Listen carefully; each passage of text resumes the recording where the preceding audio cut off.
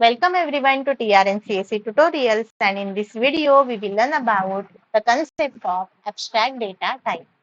So in this video we will learn about what do you mean by ADT, the key characteristics, examples, features, its need and the operations which are performed on the abstract data type.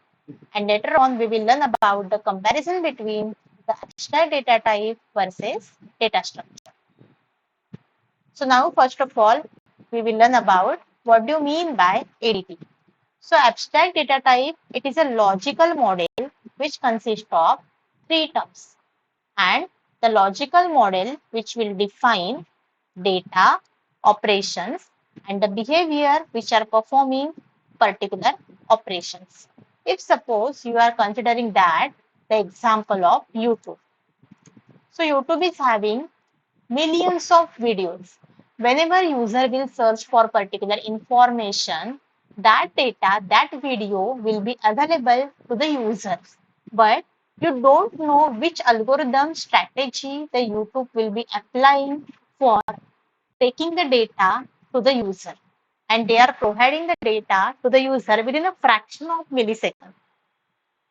So user can know that they want a particular information. They want a particular video to watch on YouTube.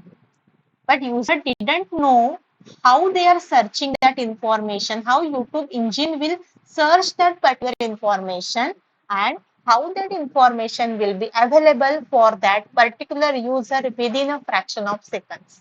So what this ADT can do? They can specify what data type does, but they are not specifying how it is implemented. Suppose you are considering the example of library. If you are going with that library and the first thing is come to your mind, that is books. So user can issue book, user can return book, user can search for the book. If suppose you are the user, you can issue the book, you can return the book, you can search the book.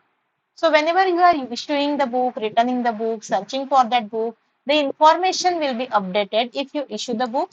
If suppose that particular book is having 10 copies and if you are issuing that book, then copies will be deducted from here. And if you are returning that particular book, then number of copies will be incremented into our database. So whatever the database, whatever the operations will be performed, that operations we didn't know. Means ADT will perform the operation. They are specifying what operations will be performed on the data without specifying how they are performing particular operation. So these are the four key characteristics of ADT. Like the first one is abstraction, second is encapsulation, third is interface, and the fourth is implementation independence. So first of all, we will see what do you mean by abstraction. So in case of abstraction, we are hiding the implementation details from the user. Means suppose you can take the example of YouTube. YouTube will not show how they are searching the information. What is their algorithm and what is the algorithm strategy to show a video within a fraction of millisecond to the user. That is called as a concept of abstraction. Next is encapsulation.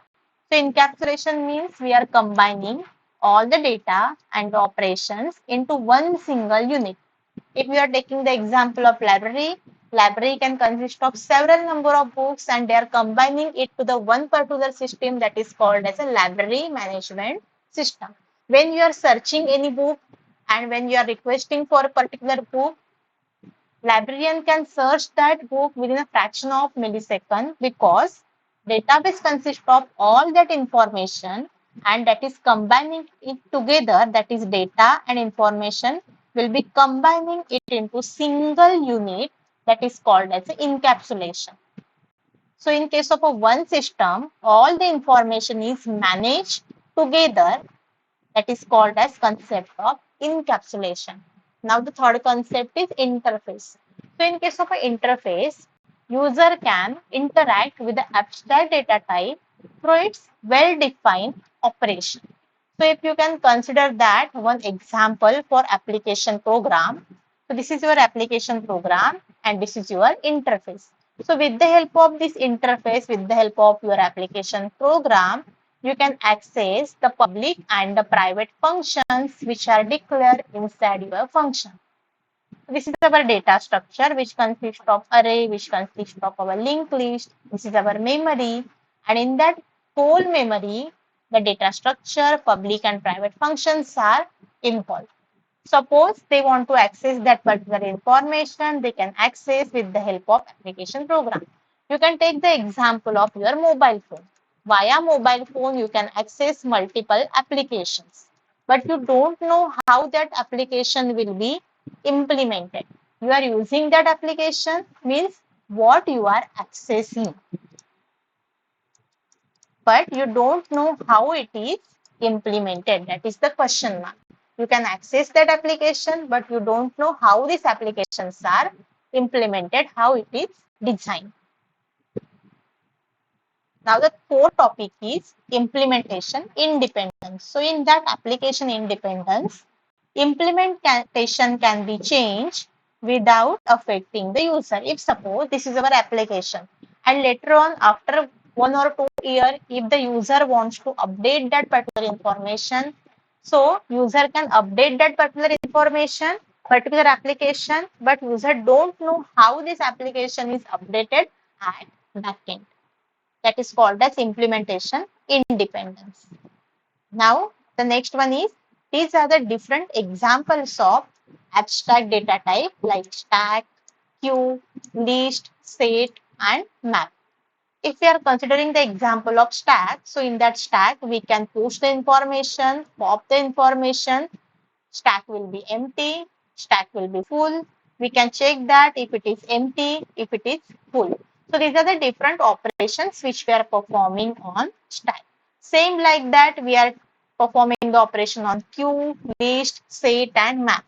So in this video, we are not discussing about what will be the operation. There will be the separate video for the queue, stack, list, set, and these are the separate modules also in our syllabus. So that time we will learn all these operations in detail manner.